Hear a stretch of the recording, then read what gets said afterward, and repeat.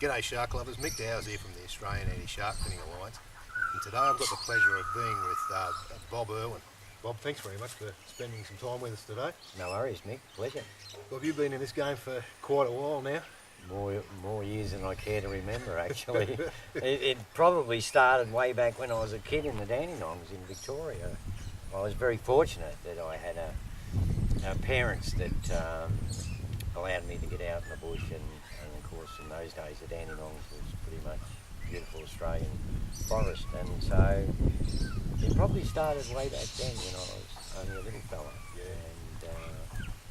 And then I've realised over the years that we aren't doing our country a great favour, and so it's up to all of us really to do what we can to make it better.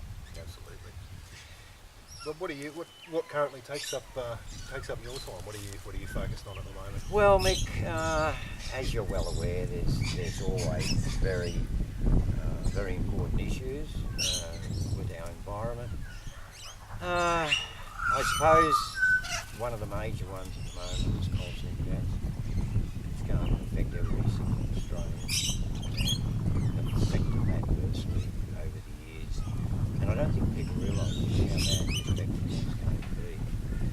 So that's one of the issues. The other issue I've been involved in for quite some time now with coal and up in Cairns is the dugong and turtle issue.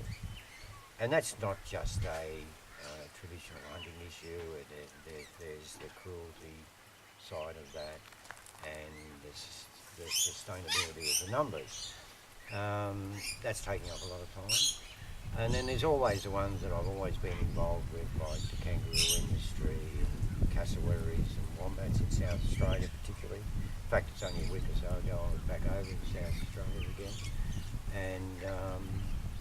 And so I mean, there's never any shortage of issues to get involved For sure, yeah. And Bob, you mentioned just then the cassowaries. I read something just this week that the Mission Beach population of cassowaries is at an all-time critical level, and they're talking about only, if I'm right, 100 individuals left in the Mission Beach area. Is that right? Well, Mick, it's actually worse than that. It's we're probably down to somewhere between 40 and 50 birds now in the Mission Beach area. But Mick, this is where we've got to not just get our message across to the people of Australia, but to the governments as well, who make the rules and regulations that we've already seen in our beautiful state of Queensland, where our government put their heads in the sand for so many years over the issue with the koalas. Now that's the greatest little Aussie icon that ever existed, and we're seeing localised extinctions because our authorities just refuse to do anything. If we take this through to the cassowaries, the dugongs, the turtles, and as we'll get on to later on, the sharks, all of these creatures are going to face extinction. You know, I mean, it's not rocket science, Mick. It's most of these things can be solved by simple common sense. Yeah. Do you have a positive outlook, Bob? Oh, it's Mick, it can be frustrating to the point of tears. And you alternate between frustration and anger, and sometimes it just seems hopeless. But then you think of our future generations, and you think of your little grandchildren, my grandchildren, and their children. What sort of future there's going to be for them if we of this generation don't get our act together and do something. So many times over the years I've felt like tossing it in and going fishing. But then you see the cruelty, and you see the animals dwindling over the years, and it's not something I look forward to. Yeah. Now that mention of cruelty that unfortunately seems to pervade, so many of our wildlife conservation matters that we see happening, leads me on to why I'm out here talking to you today, and that is the shark finning industry.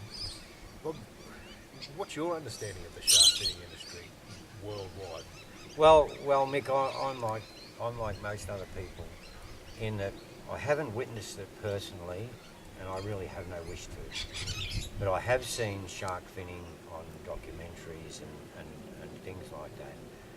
And I don't think there's anything more important than to actually see an animal having parts of it removed while it's still alive, and then just throwing the body back in the ocean to die slowly. This is 17th century stuff, Mick. Yeah. We are in the modern age. This sort of behaviour should not be allowed from any country at all. I'm absolutely horrified, and I've decided, together with my colleagues and my friends, to actually take the shark finning issue on board and try and do what we can to make people aware of just how bad this industry is. Sure. Bob, I look at it sometime, this practice of shark finning, and a lot of it, the majority of it, is fins and tails cut off live sharks at sea, with the still living shark thrown back overboard to die a slow and painful death, as we both know.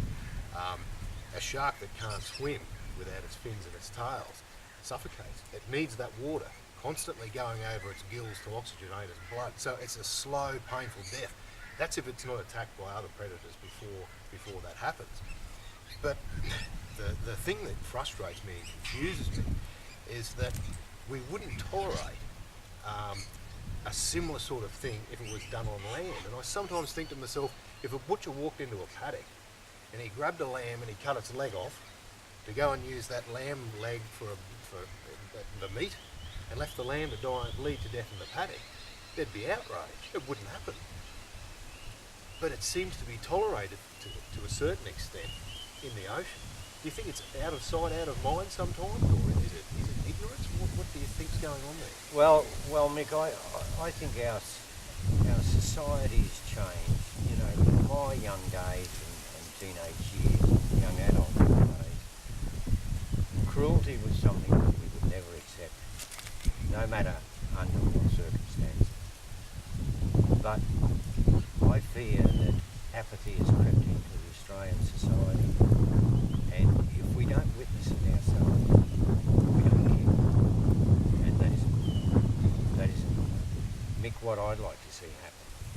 And there is a country overseas at the moment trying to get this legislation through. I don't know how it's going to go, but I hope they will succeed, because it will be a benchmark for other countries. And that is to say that not just nature, but the native animals on our earth have rights as well. And they are going to try to legislate that. When that happens, it will be a big wake-up call for everyone. And let's face it, it's very, very hard to get people to get emotionally involved with sharks. I mean, I love sharks and you love sharks, and I think they're one of the most graceful creatures in the ocean that we've got. If you ever, and I would actually say this to all Australians, if you ever get the opportunity to be in a position where you can go in the ocean and dive with sharks or snorkel around with sharks and just see what graceful creatures they are and what role they play in the whole ecosystem. We think we must have our predators. We must have our predators. They are the ones that clean up the ocean, keep everything in order. If we start to lose them, then the whole ecosystem of the ocean will start to break down. And as you are well aware, many of our shark species are actually facing extinction as we talk. That's right. And that's very sad. That's That's right. You're spot on there, Bob. You know, we've got information and we've seen evidence that, you know, Australia it already faces the real prospect, if it's not happening right now, that scalloped hammerheads and silver-tip whalers from our northern reefs have been virtually annihilated for the shark fin market. It's not the time to tread water and and procrastinate over this issue. It's one that needs to be dealt with now and dealt with effectively before it's too late. Yes, Mick. I totally agree. And although we've got one or two species of sharks that are protected at the moment, such as the grey nurse and the great white shark, I think we should do more to bring more of our species under those protection laws. Yeah. And so, and so make it like all of our future generations have got these animals around.